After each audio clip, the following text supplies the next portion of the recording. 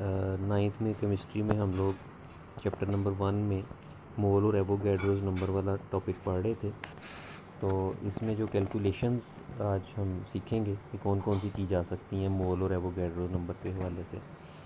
देखिए, आपको याद होगा कि हमने जब मोल का टॉपिक पढ़ा था तो उसमें हमने पढ़ा था कि अगर आप किसी सब्सटेंस के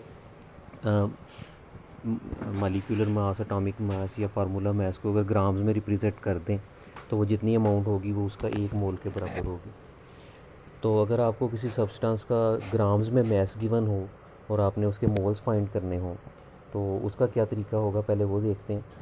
तो उसके लिए आपने करना ये है कि जिस चीज़ की आपको मोल्स फाइंड करने हैं ना, आपको सबसे पहले उसका फार्मूला आना चाहिए। तो उस फार्मूले को देख के फिर आप उसका मोलर मास निकाल लें। मोलर मास निकालने का आपको तरीका आता है कि आप उसके फार्मूले में जितने भी एटम्स हैं उनके एटॉमिक मासेस को आप पुट करेंगे और उसका सम करके फिर आप मोलर मास निकाल लेंगे। ये आपने क्लास में काफ़ी प्रैक्टिस की थी। तो मोलर मास सबसे पहला स्टेप आपने ये करना है कि जिस भी सब्सटेंस के मोल्स निकालने हों उसका आप मोलर मास निकालें। तो उसके बाद फिर आप ये फार्मूला यूज़ करेंगे कि number of moles equal to given mass in grams over molar mass of the substance. तो उससे आपको उस चीज़ के नंबर ऑफ़ मोल्स जो हैं वो कैलकुलेट हो जाएंगे। फॉर एग्ज़ाम्पल, आपकी एक सेल्फ असेसमेंट में calculate the number of moles of 12.5 grams of NaCl, यानी सोडियम क्लोराइड के 12.5 ग्राम्स गिवन है और आपने उसके नंबर ऑफ़ मोल्स फाइंड करने हैं। तो जैसे मैंने आपको बताया कि सबसे पहले आप उसका मोलर मास निकाल लें। तो सोडियम क्लोराइड का फार्मूला NaCl है। इसमें सोडियम Na और क्लोरीन Cl। सोडियम का एटॉमिक मास जो है वो 23 और क्लोरीन का एटॉमिक मास 35.5। इन दोनों को आप सम कर दें तो ये सोडियम क्लोराइड का मोलर मास आ जाएगा 58.5 ग्राम्स पर मोल।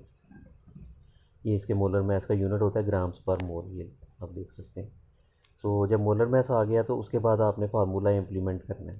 तो हम फाइंड क्या करना चाहते हैं, number of moles of NaCl। तो गिवन मास जो क्वेश्चन में दिया हुआ था वो 12.5 ग्राम्स था और मोलर मास अभी जो हमने फाइंड किया है वो 58.5 है। तो आप इसको डिवाइड करें, 12.5 डिवाइडेड बाई 58.5, तो इसके मोल्स आ जाएंगे 0.214 मोल्स।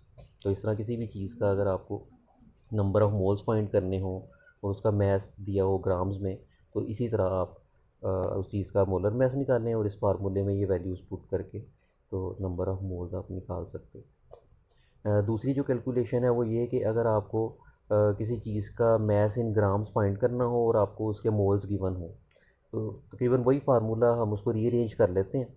तो उसमें ये होता है कि हम नंबर ऑफ़ मोल जो गिवन होंगे ना उसको हम मल्टीप्लाई कर देंगे उस चीज़ के मोलर मास से।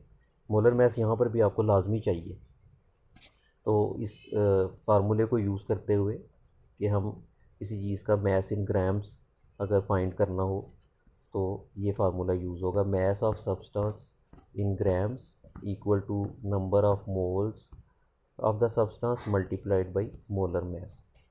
इसको भी समझने के लिए हम एक एग्जांपल कर लेते हैं जो सेल्फ असेसमेंट में दी हुई है। एग्जांपल में ये है कि आपने हाइड्रोजन परऑक्साइड एक कंपाउंड है, उसके आपको मोल्स गिवन हैं और वो हैं 2.5 moles. 2.5 moles of hydrogen peroxide are given और उसका फार्मूला है H2O2। आपने इसके मास इन ग्राम्स फाइंड करना है। तो इसके फार्मूले को लेकर आप इसका मोलर मास निकालें। ये H2O2 इसका फार्मूला है। 2 हाइड्रोजन के एटम है 2 × 1 प्लस 2 ऑक्सीजन के एटम है 2 × 16। ऑक्सीजन का एटॉमिक मास 16 होता है। तो इसका मोलर मास आ जाएगा 34 ग्राम पर मोल। अब आपने फार्मूला यूज़ करना है मास इन ग्राम्स फाइंड करने का। वो फार्मूला जैसे आपने ऊपर देखा, number of moles multiplied by molar mass. Question में हमें 2.5 मोल्स गिवन थे और मोलर मास जो है वो हमारे पास 34 ग्राम पर मोल है। तो हमारे पास आंसर जो आएगा 85 ग्राम्स।